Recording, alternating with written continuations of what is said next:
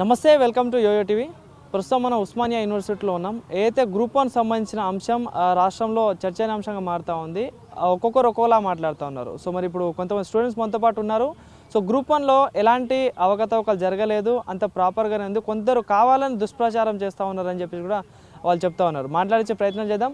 అన్న, ఏంటి ఈ గ్రూప్ 1 సంబంధించిన అంశంలో కొంతమంది విద్యార్థులకు అన్యాయం జరుగుతూ ఉంది. కొన్ని సెంటర్లలో అందరికీ ఒకటే మార్కులు వచ్చాయి. ఈ గ్రూప్ 1 మనతో రద్దు చేసి మళ్ళీ కొత్తగా పెట్టాలంటూ కూడా కొంత స్టూడెంట్స్ చెప్తాను. ఏంటి మరి నిజంగా ఇవన్నీ ప్రాపర్గా మిస్టేక్స్ అయినాయి అంటే ఏం చెప్తారు?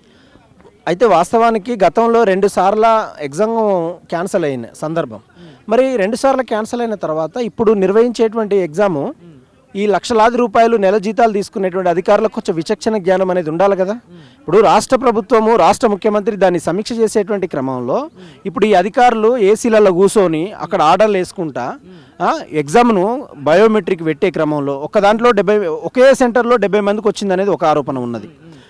మరి తెలుగు మీడియం వాళ్ళకి నష్టం వాటిల్లుతుంది అనేది మరొక ఆరోపణ ఉంది. మరి వాస్తవానికి తెలుగులో ఉట్టి, తెలుగులో పెరిగి, తెలుగు నేల మీద తడియాడుతూ మాలాంటి విద్యార్థి ఉద్యమ నాయకులు బీఆర్ఎస్ ప్రభుత్వంలో కష్టపడి పోరాటం చేస్తే రేవంత్ రెడ్డి రాష్ట్ర ముఖ్యమంత్రికి అయ్యిండు. ఎందుకంటే 10 సంవత్సరాల బీఆర్ఎస్ నుంచి ప్రజాపాలన పేరు మీద ఈయన వచ్చినప్పుడు మరి ఇంత జరుగుతుంది. హైకోర్టు సరే సర్టిఫికేట్ వెరిఫికేషన్ జరగనివ్వండి కానీ ఆపండి అనే ఒక స్టేట్మెంట్ ఇచ్చింది. అంటే అందులో లోటుపాట్లు ఉన్నాయి అనడానికి ఆపండి అనే స్టేట్మెంట్ అనేది ఒకటి వస్తుంది. అంటే నాలాంటి విద్యార్థి ఏం చెప్పుకొస్తాడంటే, ఇప్పుడు ఏదైతే ఎగ్జామ్ జరిగిందో ఒక అంతర్గతంగా ఉండేటువంటి అంశాన్ని ఖచ్చితంగా రాష్ట్ర ప్రభుత్వం సిట్టేస్తుందా లేకపోతే సిబిఐకి అప్పచెప్తుందా, మీ జెన్యూనిటీ మీరు ప్రకటించుకునేటువంటి ప్రయత్నం చేయాలి.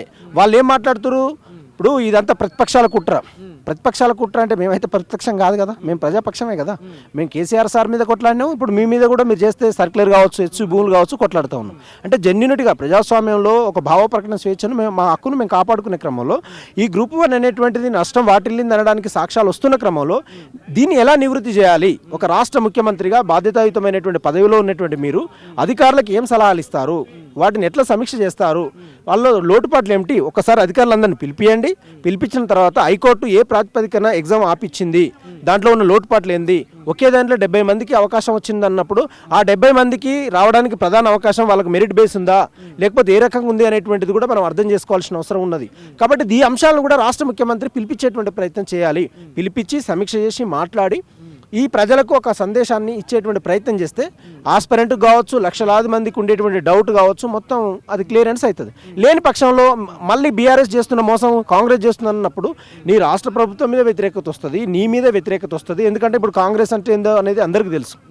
ఇక్కడ ఏది జరగాలన్నా ఏమైనా ఢిల్లీ సలహా కూడా తీసుకునేటువంటి అవకాశాలు ఉంటాయి అనడానికి మనం అందరికీ తెలుసు. దానికి ఒక బాండింగ్, ఒక వ్యవస్థ ఉంటుంది, హైరార్కీ వ్యవస్థ ఉన్నది. కాబట్టి రాష్ట్ర ముఖ్యమంత్రి గారు, మీకు నేను ఓయూ విద్యార్థిగా నేను మీకు విజ్ఞప్తి చేస్తూ ఉన్నాను.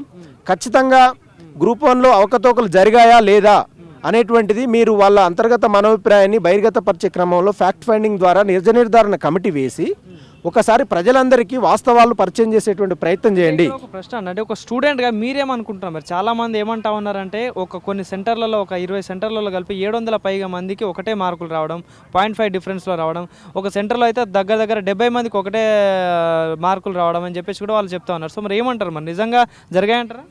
అయితే ఎప్పుడైనా హైపోథిసిస్గా మాట్లాడడం సాధ్యం కాదు. ఫర్ ఎగ్జాంపుల్ ఇప్పుడు వాళ్ళకు ప్రతిభ ఉండొచ్చు ఒకటోది, లేకపోతే ఏదైనా జరిగి ఉండొచ్చు.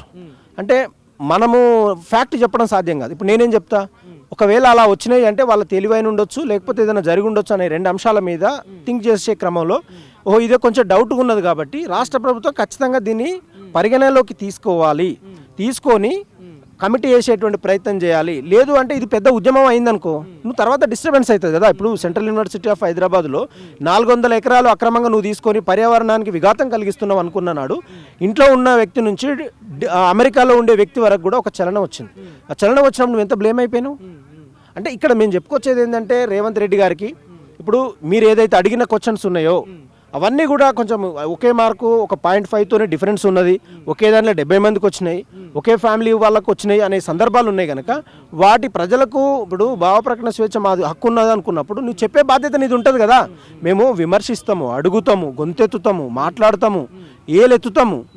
కానీ నువ్వేం చేయాలి, దాన్ని నివృత్తి చేసుకోవాలి. ప్రజలు ఓట్లు ఇచ్చింది బాధ్యతాయుతంగా పనిచేయమని. కాబట్టి ఇక్కడ మేము గ్రూప్ వన్కు సంబంధించినటువంటి అంశంలో క్రియాశీలత ఎంతుంది, వాస్తవా ఏంది అవాస్తవాలు ఏందని ప్రజలు అడుగుతున్న దానికి నివృత్తి చేసేటువంటి ప్రయత్నం చేయండి తప్ప ఇది ప్రతిపక్షాల కుట్ర అని మాట్లాడి మీకు మీరు సమర్థించుకుంటే ప్రజలు మాత్రం సమర్థించుకునే తెలుగు మీడియం స్టూడెంట్లకి అన్యాయం జరిగిందని కూడా ఒక మాట అంటా ఉన్నారు. మరి నిజంగా అంటారా అది? ఇప్పుడు తెలుగు మీడియం స్టూడెంట్స్ అంటే నేను ఒక విషయం అయితే చెప్పగలుగుతాను, ఎంత పెద్ద ఎగ్జామ్ రాసినా కూడా మీకు తెలుగులో కాకుండా ఇంగ్లీష్లో వచ్చిన క్వశ్చనే కన్సిడర్ చేస్తాము. అంటే ఆ ఒక్క వాక్యంతో తెలుగుకు ఇంగ్లీష్ డిఫరెన్స్ చూపించి మాతృభాషను తుంగలో దొక్కే ప్రయత్నం చేస్తూ ఉన్నారు. అనుకున్నప్పుడు ఇప్పుడు నాలాంటి వ్యక్తి ఏమో నేను తెలుగు బ్యాక్గ్రౌండ్ నుంచి వచ్చిన కాబట్టి నాకు తెలుగే ముఖ్యం. రేపు ఒక విద్యార్థి నాయకుడి నుంచి ఒక రాజకీయ నాయకుడైనా లేకపోతే ఒక ఏదో ఒక ఎక్కడ పోయినా కూడా నేను తెలుగులోనే మాట్లాడగా తెలుగు ప్రజలు, తెలుగు సమస్యలు, ఒక అధికారికి, ఒక విద్యార్థికి, లేదా ఒక అధికారికి, ఒక బాధితుడికి, ఒక భ్రష్టుడికి, ఒక పేదవాడికి తెలుగులో చెప్పాలి కదా, ఒక గ్రూప్ 1 కలెక్టర్ కూడా. ఇప్పుడు ఇంగ్లీష్ అనేది హయ్యర్ అథారిటీలో ఆ సందర్భాన్ని బట్టి మాట్లాడే స్కోప్ ఉంటుంది. ఆ స్కోప్ ఉంటుంది కాబట్టి తెలుగునే కన్సిడర్ చేయాలనేది నా విజ్ఞప్తి. సో కోర్టు కూడా స్టే ఇవ్వడం జరిగిందన్న దీని ఈ గ్రూప్ 1 సంబంధించిన అంశాన్ని, మరి ఎట్లా చూస్తారు దీన్ని? కోర్టు స్టే అయిందంటే కోర్టు కూడా డౌట్ ఉంది, ఏదో జరిగిందేమో అనే భావం వచ్చింది కనుక కోర్టు కూడా అవాస్తవాలు తెలుసుకునే ప్రక్రియ జరగాలని స్టే ఓల్లో పెట్టింది. మరి అక్కడ వాళ్ళ నుంచి, రాష్ట్ర ప్రభుత్వం నుంచి వాళ్ళు ఎలా సమర్థించుకొని కోర్టుకు విన్నవిస్తుంటారు. ఇప్పుడు వీళ్ళు యాస్పిరెంట్స్ ఎవరైతే ఉన్నారో ఆ యాస్పిరెంట్స్, నష్టం వాటిల్లిన యాస్పిరెంట్స్ ఎలా కొట్లాడుతారో అనేది కొంచెం వైరుధ్యమైనటువంటి అంశం. కాబట్టి కోర్టు క్లియరెన్స్ ఇచ్చేదాకా మనం వెయిట్ చేయాల్సినటువంటి అవసరం ఉంటుంది. ఓకే, ధన్యవాదాలు.